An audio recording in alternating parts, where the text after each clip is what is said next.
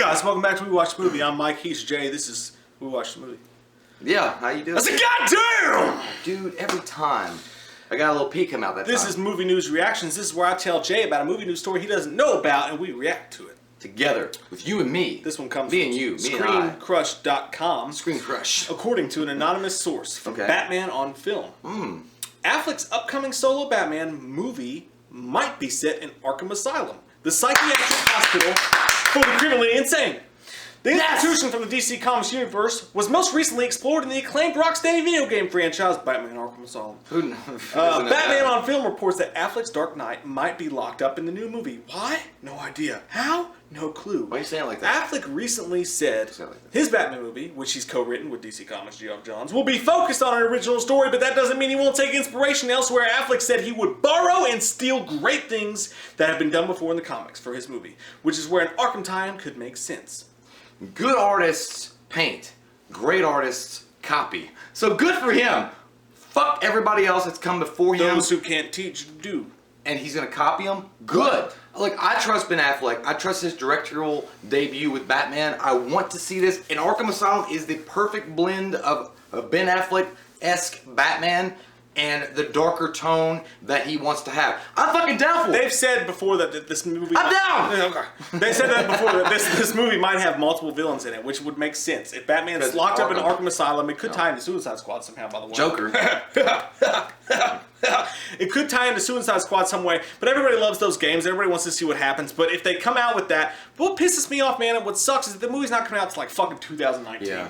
And he's going to be so old at that point, and then like we're talking about retreading stuff. Basically, Batman vs. Superman is in the future. So we're going back and we're doing prequel type stuff now with this. I want to see what's going to happen. I mean, you've got the Red Hood storyline, right? You've got the Death of Robin storyline. You've got all this stuff going on.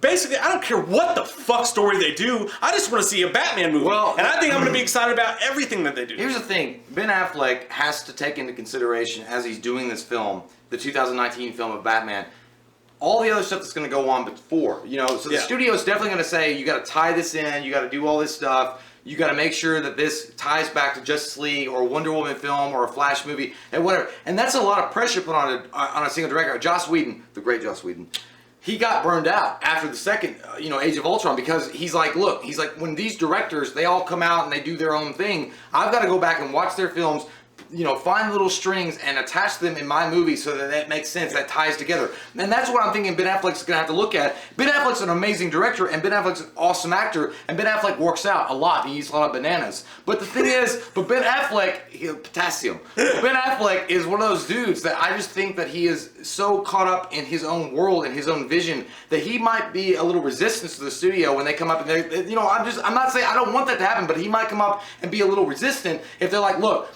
we want you to cut this part of the film out because that happened in The Flash or that happened in Wonder Woman or Batman vs. Superman, and we have to tie that together. And he's like, go fuck yourself. At the same time, though, man. Fashionable male, and shop there. At the same time, though, man, if you think about it, Batman's always been like close to the chest on shit. Like, if you think about Batman, he did shit with the Justice League, but he was always kind of like, leave Gotham alone. I got my shit under control. Leave my shit alone. When he says very controlling. When he says it like that, you want to remember that it's Batman. Yeah, like when Green Lantern would come over and try to help him, he'd be like, back the fuck off. Like, Gotham is my shit. Take your leprechaun shit somewhere else. So I think it's not going to be that hard to tie it in, because Batman's just going to be like, this is my shit, I don't fucking want help because of goddamn Bruce Wayne, fuck off. But Suicide Squad is going to set up the perfect thing for that, because there's going to be some Arkham stuff in it. Well, You've already got Croc introduced, the Joker's introduced, all these people are introduced, you got all these people in jail. What bothers me is, okay, a 2019 release date or whatever, as I've heard rumors of, it's a long way away, and he's going to be a little bit older. That's 3 years, That's fine. For this movie, that's fine. You throw some makeup on Affleck, he'll look a little bit younger, it'll look like it was pre-Batman vs. Superman. Hopefully. But what bothers me is I could see 4, 5, 6 fucking Batman movies. It will go into Batman Beyond. It will go in because look, I mean, are you gonna recast Batman all of a sudden? Like, I mean, is it gonna be a new James Bond? Which is basically Batman is James Bond because they recast him all the time. But then you have to go back because, like, listen, DC, they see the success of Marvel. I'm not saying they want to copy Marvel's lightheartedness and their, more. Fuck that.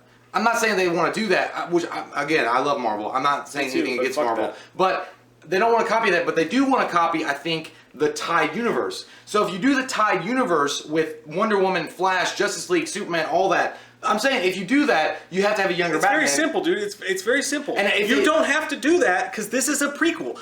The Justice League is just now getting formed. This is a prequel. Justice League has nothing to do with it yet. But it's going to make... If they do a prequel, though, it's going to make no sense because he's going to be older. No. They made him look a little bit older in this so that they could go back and retouch him. That's my point. It's going to take a couple years to do it.